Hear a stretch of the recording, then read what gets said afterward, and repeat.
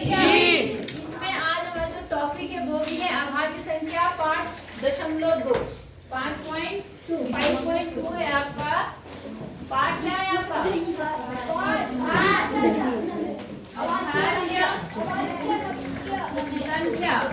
समय की संख्या है अभाज्य समय, ठीक है।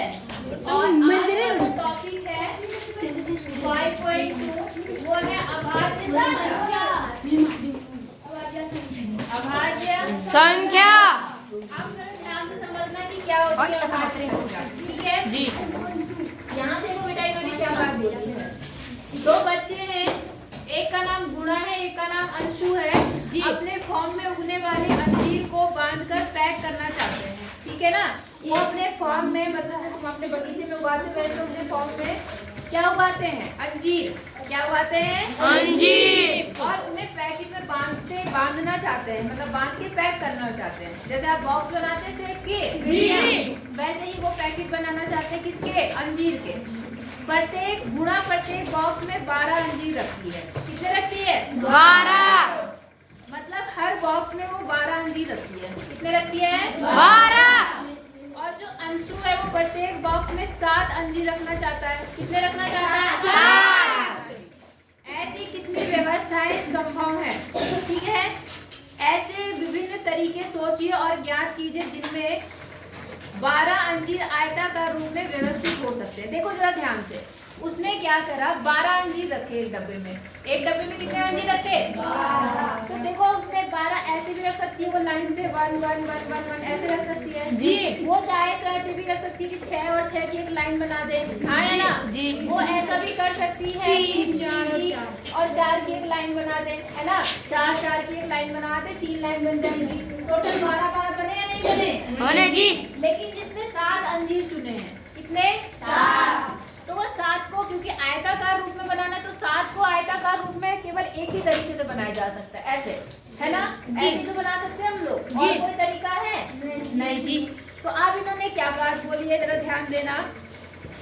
यहाँ देखो क्या कह रहा है, यहाँ पर जो है कि 12 जो है, 12 को हम एक से ज्यादा आयताकार बॉक्स बना सकते हैं। 12 को क्या कर सकते हैं?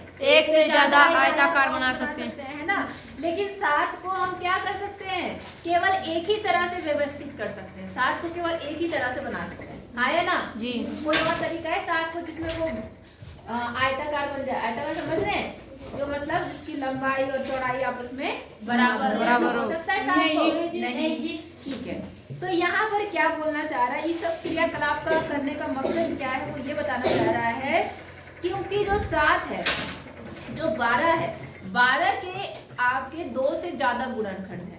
12 के क्या है? 2 से ज्यादा गुणनखंड जी। 12 आपका देखो कितने पहाड़ों में आता है? 1 के पहाड़े में आता है, 2 के पहाड़े में आता है, 3 के पहाड़े में आता है, 4 के पहाड़े में आता है, 6 के पहाड़े में आता है और खुद 12 के पहाड़े में आता है। तो 12 के इतने सारे गुणनखंड बन गए, बने या नहीं बने? लेकिन 7 किसके पहाड़े में आता है? या तो 1 के पहाड़े में आता है या तो 7 के पहाड़े में। तो 12 के तो बहुत सारे गुणनखंड है या नहीं है? 12 को हम कई तरह से व्यवस्थित कर सकते हैं, लेकिन 7 को हम केवल 2 ही तरीके से व्यवस्थित कर सकते हैं जी, हाँ या ना जी। 2 तरह से व्यवस्थित मतलब 2 गुणनखंड है, एक ही तरह से व्यवस्थित कर सकते हैं। बात समझ आई या नहीं जी? आई जी।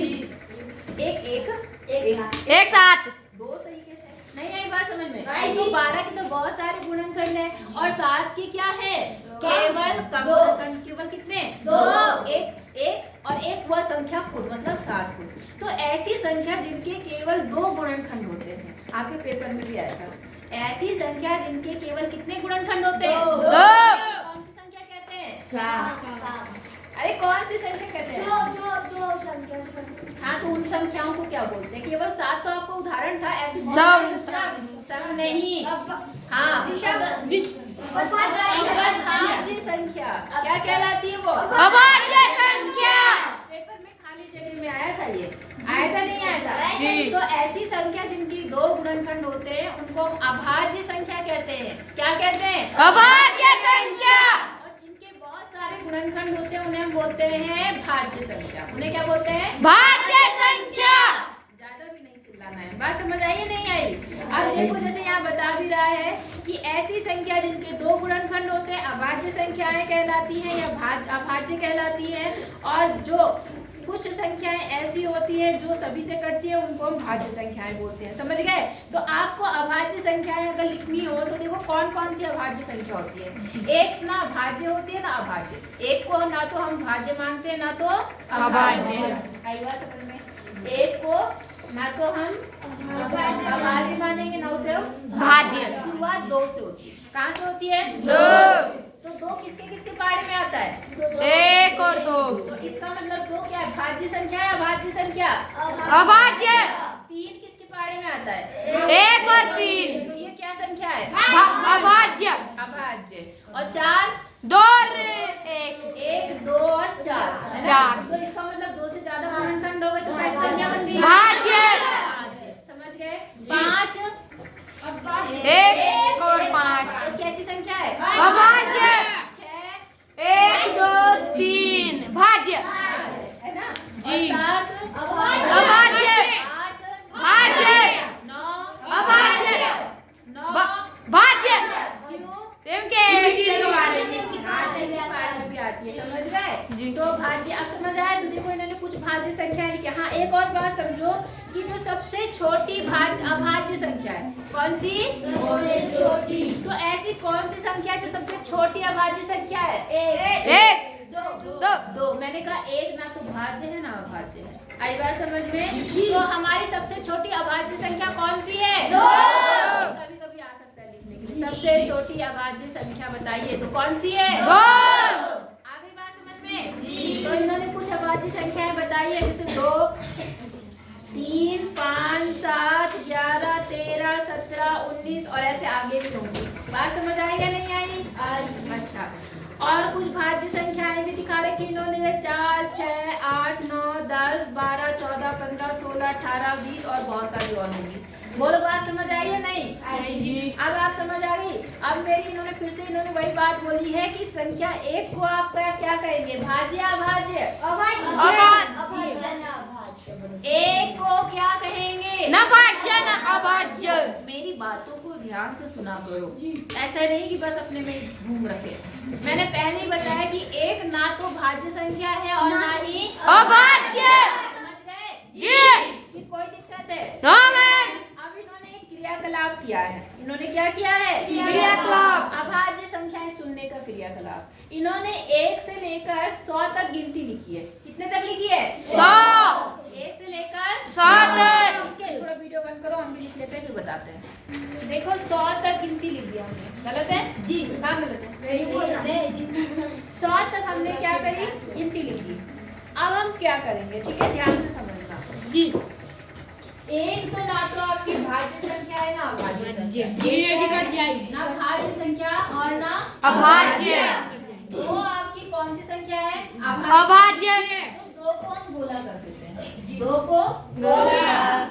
और दो के बाद जो भी संख्या आएगी 4, 6, 8 वो सारी की सारी भाज्य होंगी। आपको पता है जी। क्योंकि वो दो के बारे में सारी आएंगी। आएंगी नहीं आएंगी? आएगी जी। जितनी बाद में दो के बाद जितनी, इधर मेरी बात सुनो, जितनी दो के बाद दो को छोड़कर जितनी संख्याएं दो के बारे में आएंगी वो सारी की सारी दो से कटेंगी।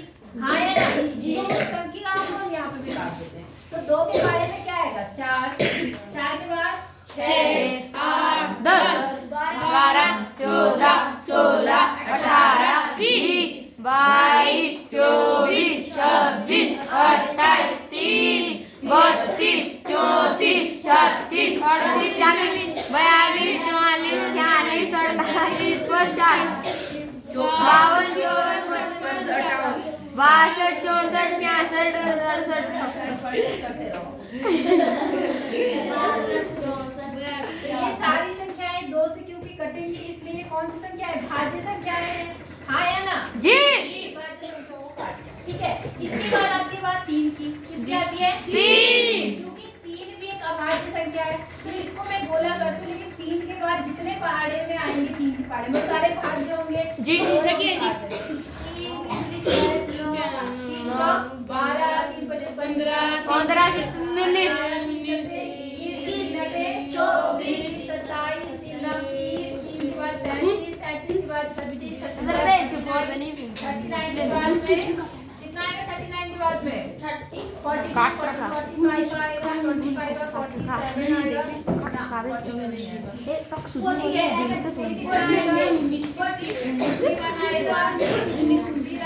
बोलना नहीं है भाई, ये आएगा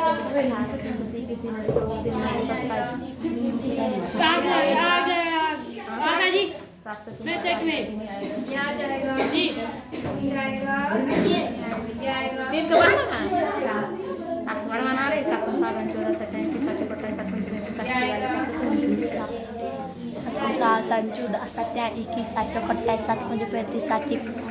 ये आएगा। आवाज आ रही है मुझे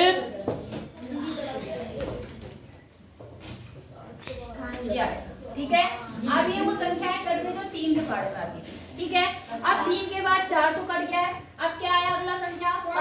तो 5 भी एक अभाज्य संख्या है, 5 को छोड़कर जितनी संख्या 5 के पाड़े में आती है वो भी क्या कर दो, काट दो, ठीक है। 5 5 दूनी 10, 5 15 5 20 5 5 25 5 30 5 7 35 5 8 40 5 9 45 5 9 55 5 55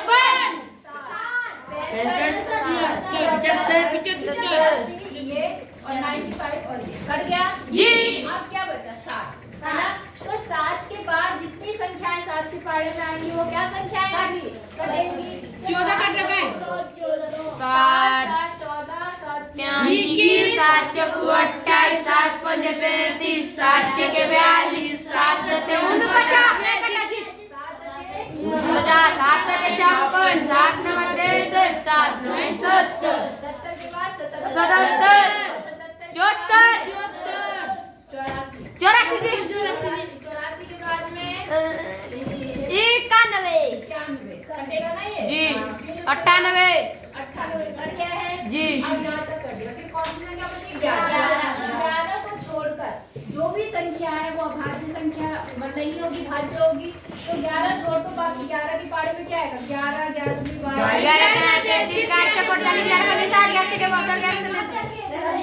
सब कट सकते हैं, ठीक है। इसके बाद बचा 13 कम 13 दूनी 26 13 कम 40 13 चौको 52 13 पंजे 65 13 छक्के 73 13 सत्ते 91 13 अट्ठे 104 ठीक है। 13 वाली भी सारे कट सकते हैं। अब जो संख्याएं बची बेटा ये सारी आपकी अभाज्य संख्या है। देखो जरा दो कितना एक तो हमारी कुछ भी नहीं है ना, कुछ नहीं है जी। तो ये हो गया 17 बचा 19 बचा और क्या बचा 42 29 29 और 40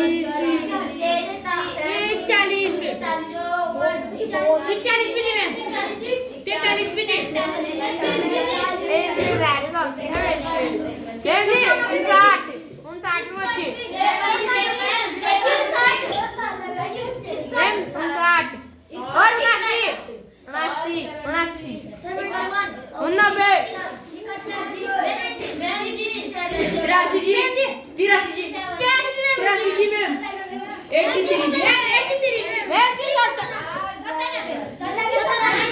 79 तो देखो 1 से लेकर 100 तक की संख्याओं में इतनी संख्याएं अभाज्य ठीक है आपको?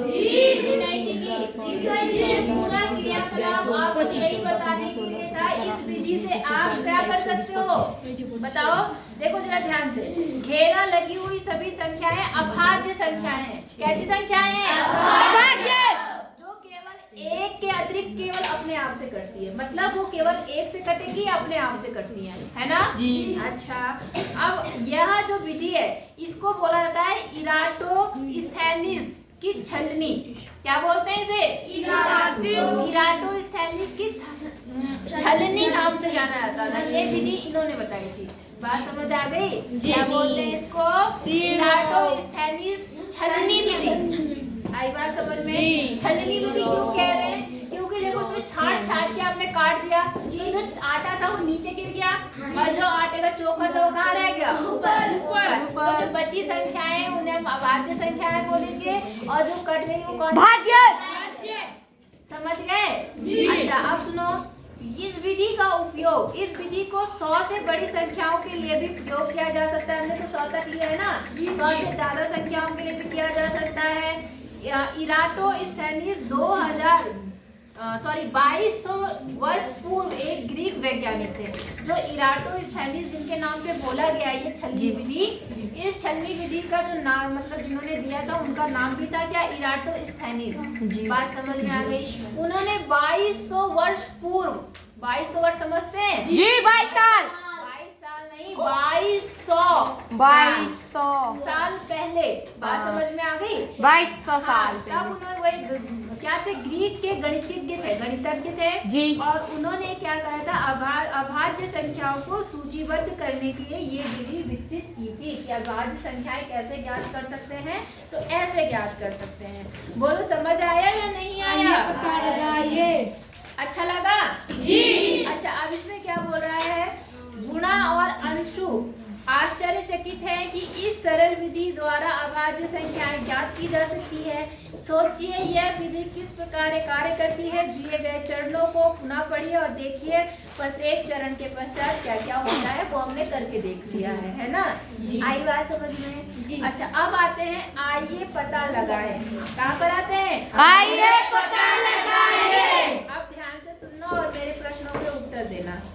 हम देखते हैं कि 2 एक अभाज्य संख्या है। 2 कैसी संख्या है? अभाज्य। और साथ ही यह एक सम संख्या भी है। क्या है? सम संख्या। क्या कोई अन्य सम अभाज्य संख्या आपको पता है? बताओ, क्या ऐसी कोई और संख्या आपको पता है जो सम संख्या भी और अभाज्य संख्या? 4 है। 3 सम संख्या है। सम संख्या क्या होती है? 6। उसने बोला क्या है, मेरे सवाल को ध्यान से।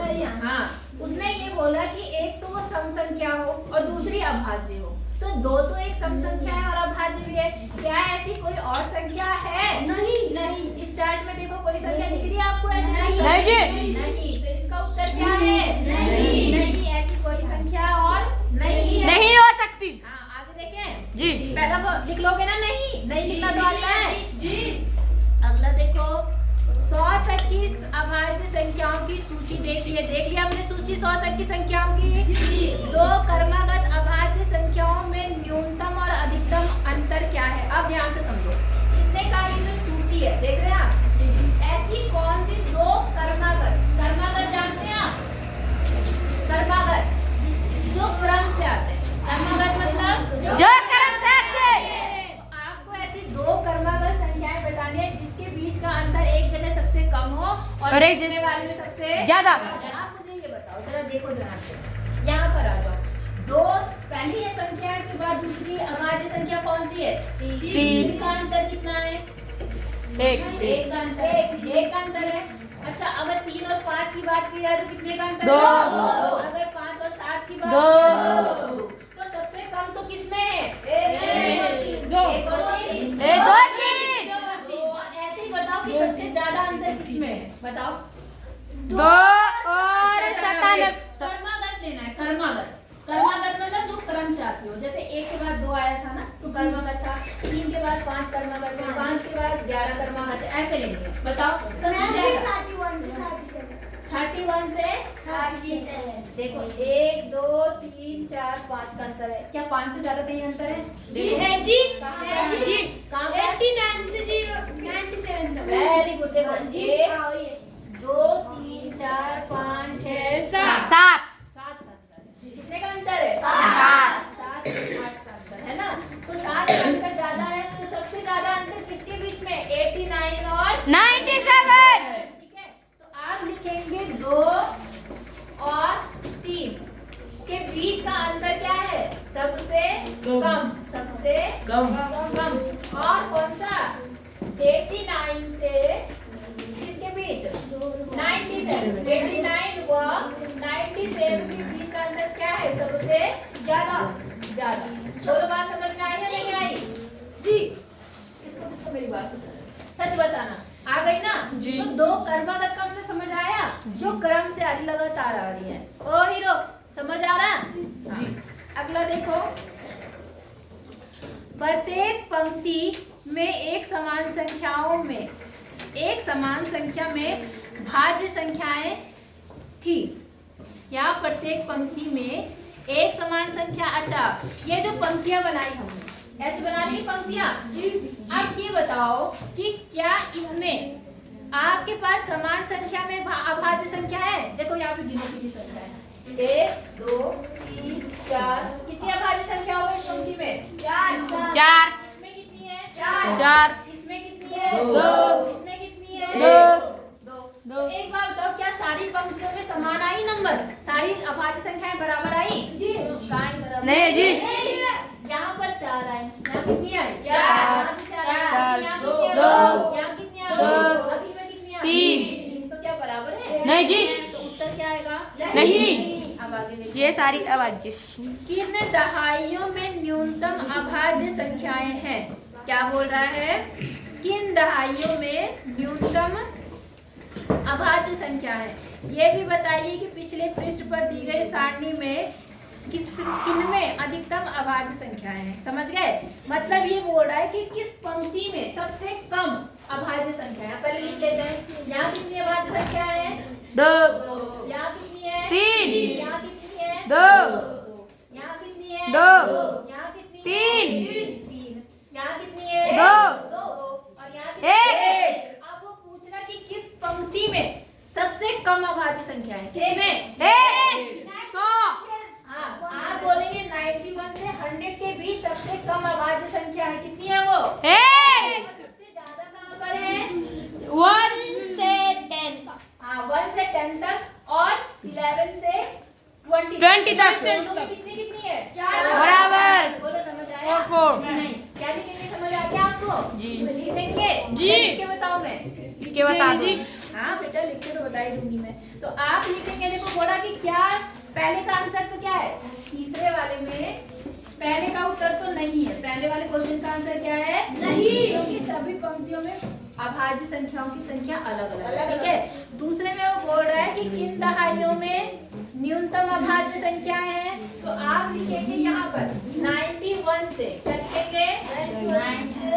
91 to 100 के बीच, हाँ जी, 3 का है जी वो, क्या 3 का है भाई, 3 का। 3 सबसे कम अभाज्य संख्याएं हैं। और सबसे ज्यादा किसमें है? तो आप लिखेंगे एक पृष्ठ में 1 से 10 तक व 11 से 20 तक, है ना? सबसे अधिक क्या लिखेंगे? सबसे अधिक क्या है? अभाज्य संख्याएं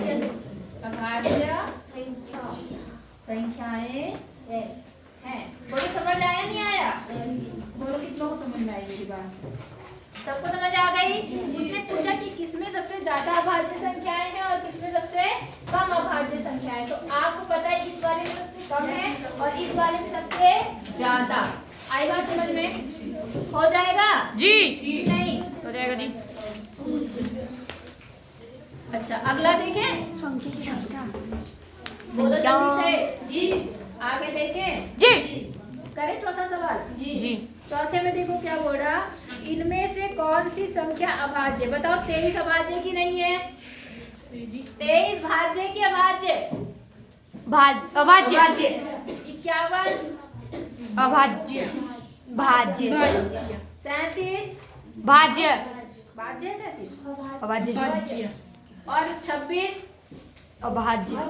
कुछ भी नहीं बोलना है। अभाज्य भाज्य, भाज्य का मतलब अभाज्य का मतलब बता रखा ना, तो फिर कैसे गलत आंसर दे रहे हो? सबसे पहले 23 है। 23 किसके बारे में आता है?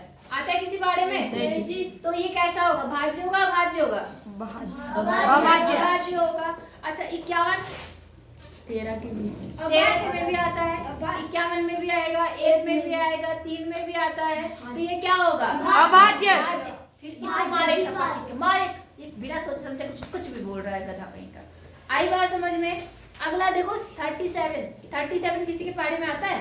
बताओ, देखो किसी के पारी में आता है 37? नहीं आता, तो ये क्या है? अभाज्य। अभाज्य। और 26 किसके किसके टेबल में 26? 2 में आता है। 1 और 13 13 बहुत सारों में आता है। भाज्य। ये क्या होगा? भाज्य।